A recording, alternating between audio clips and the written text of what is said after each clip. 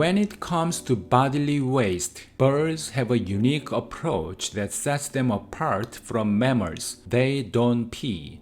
Instead of producing liquid urine, birds excrete a white paste-like substance made primarily of uric acid, a byproduct of filtering nitrogenous waste from their blood. This highly concentrated form of waste conserves water, which is particularly beneficial for birds in arid environments.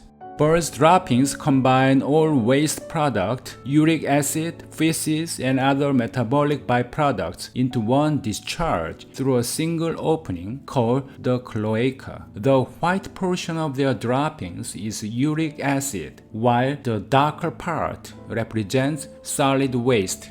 This efficient system not only helps birds conserve water, but also keeps them lighter for flight. Their ability to minimize water loss makes it possible for birds to survive long periods without needing hydration, an essential survival trait during migration or in resource-scarce environments.